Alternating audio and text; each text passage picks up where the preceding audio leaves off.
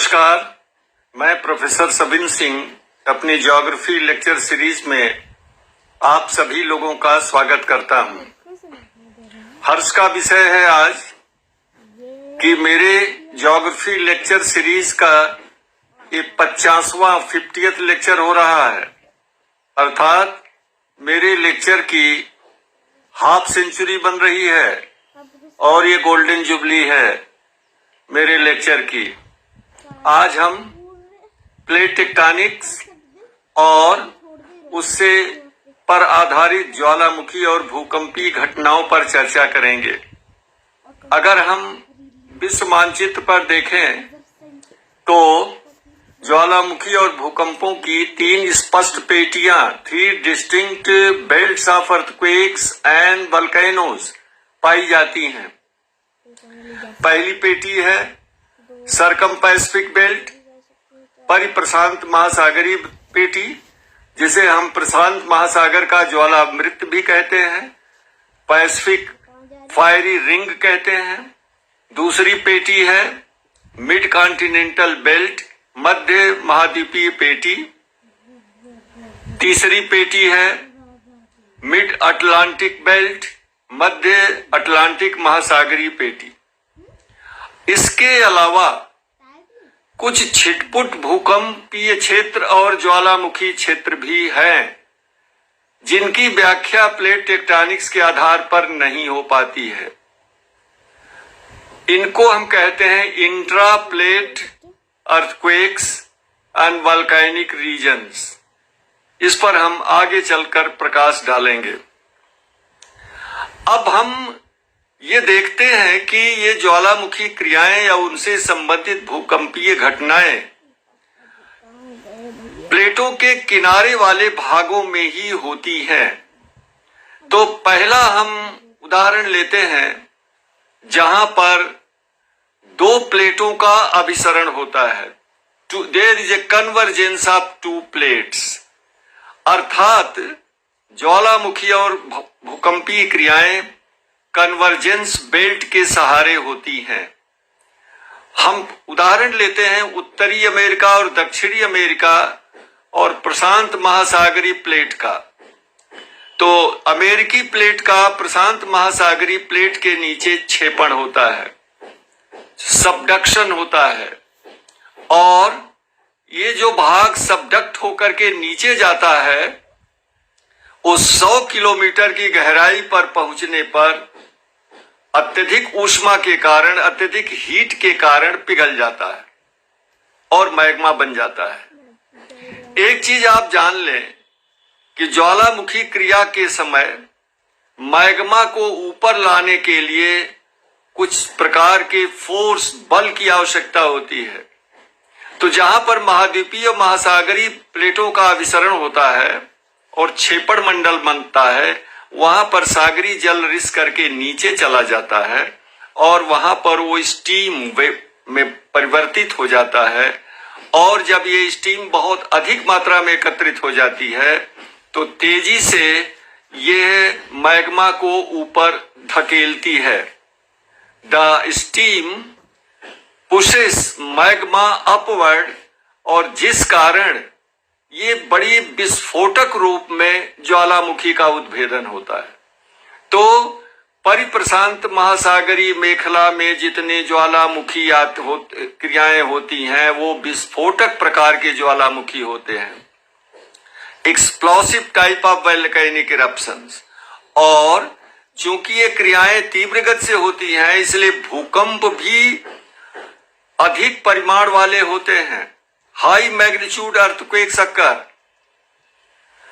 क्योंकि इनका जो उत्पत्ति केंद्र होता है, फोकस होता है, भूकंप मूल, वो काफी गहराई में होता है। तो explosive type of volcanic eruption and deep focus seismic activities, गहराई वाले भूकंप मूल से वाली भूकंपीय घटनाएं परिप्रशांत महासागर मेखला के सहारे होती हैं। अब हम देते हैं प्रशांत महासागर के पश्चिमी भाग अर्थात एशिया के पूर्वी किनारे पर, जो फिलीपाइंस, कमचटका, फिलीपाइंस जापान होते हुए पूर्वी द्वीप समूह तक चली जाती है और यहाँ पर भी दो प्लेटों का अभिसरण होता है, लेकिन ये दोनों प्लेट महासागरीय प्लेट होते हैं। Both the plates are oceanic plates और यहाँ सबडक्शन जोन होने के कारण सक्रिय ज्वालामुखी क्रियाएं होती हैं और भूकंपीय घटनाएं भी होती रहती हैं और ये ज्वालामुखी क्रियाएं भी विस्फोटक प्रकार की होती हैं और तीव्र भूकंप आते हैं और जिस कारण जो है, चूंकि सागरीय क्षेत्र में द्वीपों से संबंधित है, इसलिए तीव्र सुनामी भी उत्पन्न होती है। 1883 ईस्वी में क्राकाटाओ द्वीप पर इतना तीव्र गति से ज्वालामुखी क्रिया हुई थी कि द्वीप का 2/3 भाग आकाश में उड़ गया था और इतनी तेज सुनामी आई थी कि जावा के किनारे पर 36,000 लोगों की जान चली गई थी 1883 में। फिर इसी तरह से आपको जापान की सुनामी अभी याद होगी, 2013 में संभवतः आई थी, जो मुझे ठीक से याद नहीं है, लेकिन संभवतः 2013 में आई थी, जिसमें कितना विनाश हुआ था। अब हम लेते हैं मिड कॉन्टिनेंटल बेल्ट। ये जो है आल्प्स पर्वत से होती हुई हिमालय की श्रृंखला तक चली जाती है पूरब में, लेकिन आल्प्स और हिमालय के सहारे ज्वालामुखी क्रिया नहीं होती है, भूकंप आते हैं। कारण इसका यह है कि आल्प्स और हिमालय पर्वत दोनों वलित पर्वत हैं, जिसमें चट्टानों की मोटाई हजारों मीटर है। यही कारण है कि मैग्मा ऊपर नहीं आ पाता है और ज्वालामुखी क्रिया नहीं होती। लेकिन चूंकि यहाँ सबडक्शन जोन है, यानी यूरेशियन प्लेट के नीचे अफ्रीकन और इंडियन प्लेट का सबडक्शन होता है, जिस कारण तीव्र डीप फोकस अर्थक्वेक्स आते हैं। तीसरी मेखला हम लेते हैं और ये देखिए मध्य महासागरीय मेखला का एक उप शाखा जो है अफ्रीका के पूर्वी भाग से होके भी गुजरती है, जहां पर ईस्ट अफ्रीकन रिफ्ट वैली के सहारे ज्वालामुखी क्रियाएं और भूकंपीय घटनाएं होती हैं। तीसरी मेखला है मिड अटलांटिक बेल्ट, जहां पर भूकंप और ज्वालामुखी दोनों क्रियाएं होती हैं। यहाँ पर दोनों महासागरीय प्लेटों का अपसरण होता है।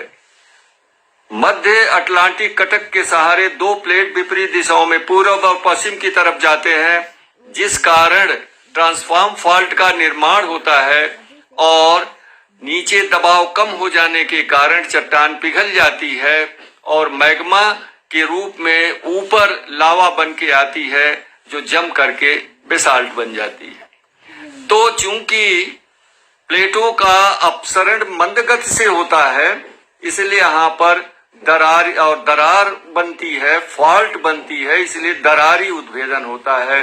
There is a fissure type of volcanic eruption और ये मंद गति से होता है। धीरे धीरे मैग्मा ऊपर लावा के रूप में आता है और प्लेट के दोनों किनारों पर जमता जाता है और यही कारण है कि आइसलैंड के क्षेत्र में आज भी विस्तार हो रहा है। लेकिन एक आश्चर्यजनक चीज आपको मिलेगी जिसको ठीक से समझना है कि मिड अटलांटिक रिज से जैसे जैसे हम पूरब या पश्चिम की तरफ जाते हैं तो ज्वालामुखी क्रियाएं मंद पड़ती जाती हैं और अंततः समाप्त हो जाती हैं। क्यों? क्योंकि मैग्मा का सप्लाई सोर्स यानी आपूर्ति क्षेत्र जो है वो तो रिज है, मिड अटलांटिक रिज है। जब प्लेटों का अपसरण होता है तो ये विपरीत दिशाओं में जाते हैं, जिस कारण इनकी सप्लाई नहीं हो पाती है मैग्मा की, इसलिए वो मंद पड़ते जाते हैं और अंततः डॉर्मेंट हो जाते हैं। और ये मेखला आइसलैंड से प्रारंभ होकर के अंटार्कटिका तक पहुंचती है।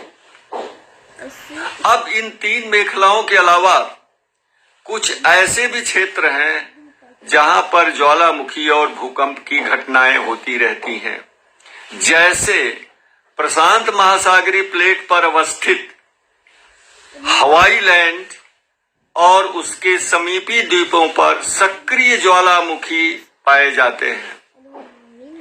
ये प्लेट टेक्टोनिक्स के आधार पर इनकी व्याख्या नहीं हो सकती है। इसी तरह से प्रायद्वीपीय भारत पर 500 मिलियन वर्ष पहले बृहद ज्वालामुखी क्रिया हुई थी, जिससे इतना बेसाल्ट का अपवेलिंग हुआ था कि प्रायद्वीप का ये बेसाल्टिक पठार का निर्माण हुआ। इसी तरह उत्तरी अमेरिका में ज्वालामुखी क्रिया के द्वारा लावा के ऊपर आने के कारण बेसाल्ट के निर्माण से कोलंबिया के पठार का निर्माण हुआ।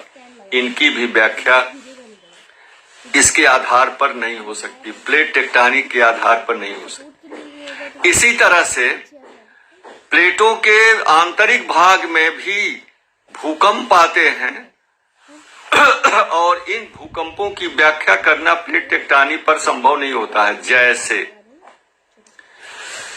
2001 में गुजरात का भूकंप, भुज का भूकंप, महाराष्ट्र में लातूर का भूकंप, कोयना भूकंप, इनकी व्याख्या प्लेट टेक्टोनिक्स के आधार पर नहीं हो पाती है। और अब प्लेट टेक्टोनिक्स के आधार पर एक अभिनव अति नूतन घटना का हम जिक्र करते हैं कि 26 दिसंबर 2004 में हिंद महासागर में एक भयंकर सुनामी आई थी। क्यों ये उत्पन्न हुई थी कि वहां पर इंडियन प्लेट का बर्मीज प्लेट के नीचे छेपड़ हो रहा था। 2400 किलोमीटर की फॉल्ट बनी थी, जिसमें 1200 किलोमीटर की लंबाई में फॉल्ट एक्टिवेट हो गई और इंडियन प्लेट जो है वो 10 मीटर नीचे चला गया बर्मीज प्लेट के। नतीजा क्या हुआ कि बर्मीज प्लेट जो है सागर तली से 10 मीटर ऊपर उठ गया। 10 मीटर ऊपर उठने का मतलब सागरी जल भी 10 मीटर ऊपर उठ गया, जिस कारण इतनी भयानक सुनामी आई थी जिसने दक्षिणी पूर्वी एशिया में तबाही मचाई और भारत में भी तमिलनाडु कोस्ट पर, उड़ीसा कोस्ट पर, आंध्रा कोस्ट पर हजारों लोग काल कौलित हो गए थे, मर गए थे इसके वजह से। तो ये जो भूकंप आया था वो 9 मैग्नीट्यूड का था रिक्टर स्केल पर, और सुनामी जनिक जो अर्थक्वेक होते हैं वह 7 मैग्नीट्यूड के होते हैं। सुनामी जनिक अर्थक्वेक का मतलब कि वह परिमाण वाला भूकंप जिसके आने पर सुनामी की वार्निंग, चेतावनी इशू कर दी जाती है।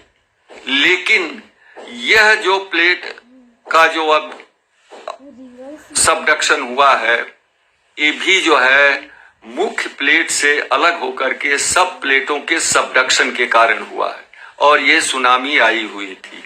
तो इस तरह से प्लेट टेक्टोनिक्स के आधार पर विश्व के करीब 90% ज्वालामुखी क्रियाओं और भूकंपीय घटनाओं की व्याख्या तो हो जाती है, लेकिन इंट्रा प्लेट भूकंपों और ज्वालामुखी क्रियाओं की व्याख्या नहीं हो पाती है। नमस्कार।